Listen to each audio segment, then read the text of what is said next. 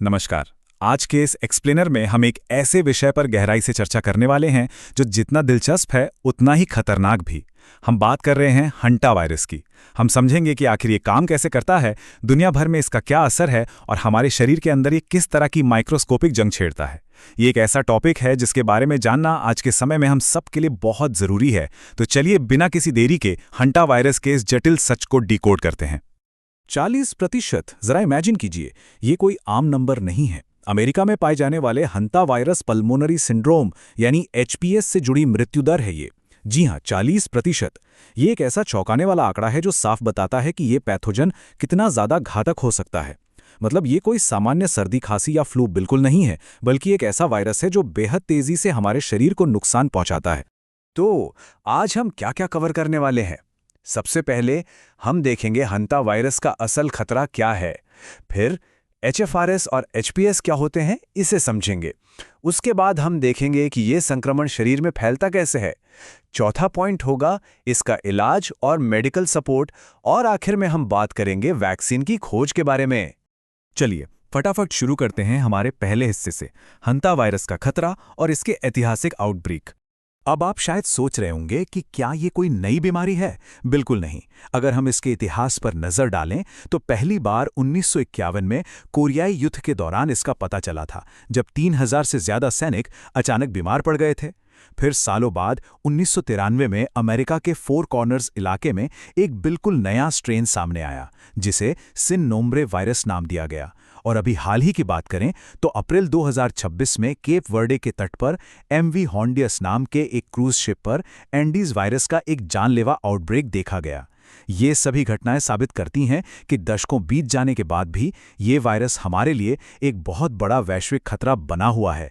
अब आते हैं हमारे दूसरे हिस्से पर। यहाँ हम एचएफआरएस और एचपीएस के बीच के फर्क को समझेंगे। अगर हम दुनिया भर में ऑर्थो हंटा वायरस के फैलाव को देखें तो ये लगभग हर जगह मौजूद है। इसके अलग अलग स्ट्रेन हैं और सबसे दिलचस्प बात जानते हैं क्या है? ये मुख्य रूप से चूहों और कृंतकों की अलग अलग प्रजातियों में पनपते हैं। अब वायरस आमतौर पर इन चूहों को बीमार नहीं करता, लेकिन दिक्कत तब शुरू होती है जब इंसान इन चूहों के मल, मूत्र या लार के संपर्क में आते हैं। तब जाकर ये हमारे लिए जानलेवा बन जाता है। इसे दो अलग अलग दुनियाओं की कहानी की तरह समझिए।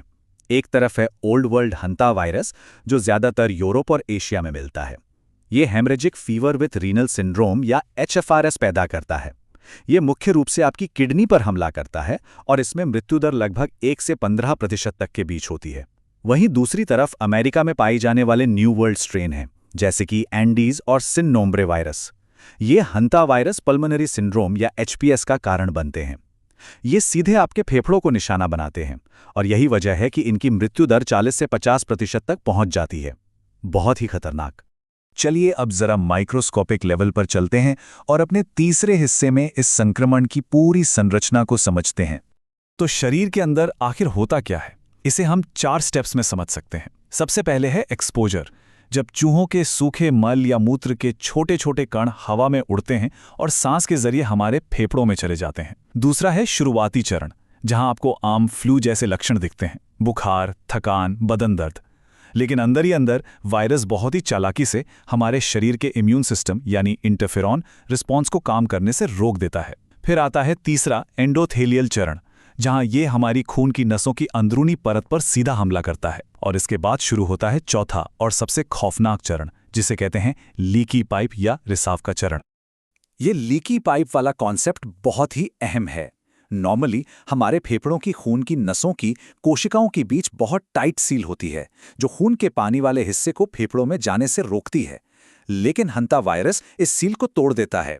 मेडिकल भाषा में इसे नॉन कार्डियोजेनिक पल्मोनरी इडीमा कहते हैं। इसे ऐसे समझिए जैसे पाइप लीक हो रहे हों और तरल पदार्थ तेजी से फेफड़ों में भरने लगता है। अब इसके 2 भयानक नुकसान होते हैं। एक, फेफड़ों में पानी भरने से इंसान को सांस लेने में दिक्कत होने लगती है, और दूसरा, क्योंकि खून का तरल हिस्सा नसों से बाहर निकल जाता है तो शरीर का ब्लड वॉल्यूम खतरनाक तरीके से गिर जाता है और इंसान सीधे शॉक में चला जाता है। अब सवाल यह है कि वायरस ये सब करता कैसे है? इसके लिए वायरस की बाहरी परत पर मौजूद जीएन और जीसी ग्लाइकोप्रोटीन को समझना होगा। आप इन्हें एक तरह की मास्टर की या चाबी मान सकते हैं। ये चाबियां हमारी मानव कोशिकाओं के ऊपर मौजूद प्रोटोकॉडरिन 1 नाम के रिसेप्टर्स के साथ एकदम फिट बैठ जाती हैं। बस फिर क्या, वायरस हमारी कोशिकाओं को हाईजैक करके जबरदस्ती अंदर घुस जाता है और यहीं से पूरा सिस्टम आउट ऑफ कंट्रोल हो जाता है।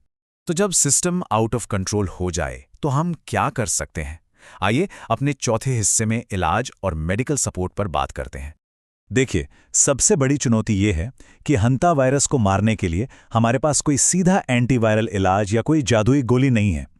इसलिए पूरा फोकस अग्रेसिव सपोर्टिव केयर पर होता है। पहला कदम, बिना वक्त गवाए सीधे आईसीयू में भर्ती।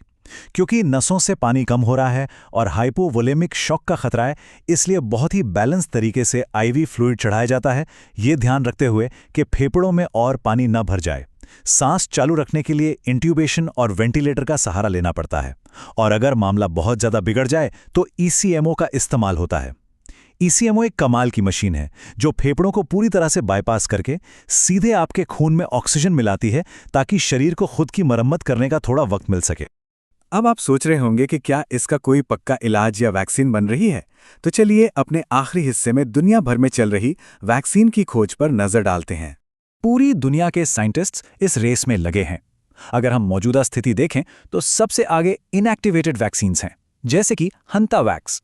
इनका चीन और साउथ कोरिया में इस्तेमाल भी हो रहा है, लेकिन पूरी तरह असरदार होने के लिए इसके 4 डोज तक लगवाने पड़ते हैं। इसके अलावा वायरल वेक्टर और वीएलपीज यानी वायरस लाइक पार्टिकल्स पर भी रिसर्च चल रही है। ये बिना असली वायरस का इस्तेमाल किए शरीर में इम्यूनिटी बनाते हैं। लेकिन विज्ञान की सबसे बड़ी उम्मीद टिकी है तीसरी पीढ़ी की वैक्सीन पर, यानी डीएनए और एमआरएनए वैक्सीन। इनके अभी एक्टिव क्लिनिकल ट्रायल्स चल रहे हैं। इनकी खासियत यह है कि इन्हें बहुत तेजी से बदला जा सकता है और ये वायरस के अलग अलग स्ट्रेन से लड़ने में बहुत कारगर साबित हो सकती हैं। तो जाते जाते एक सवाल। आज हम देख रहे हैं कि जलवायु परिवर्तन और वनों की कटाई की वजह से चूहों की आबादी तेजी से बढ़ रही है, और हम इंसान भी लगातार उनके प्राकृतिक घरों में घुसपैठ कर रहे हैं।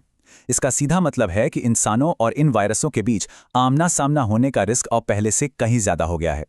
ऐसे में सबसे बड़ा सवाल ये उठता है कि क्या हमारी ग्लोबल हेल्थ कम्युनिटी और हम अगली जूनोटिक बीमारी की लहर का सामना करने के लिए पूरी तरह से तैयार हैं?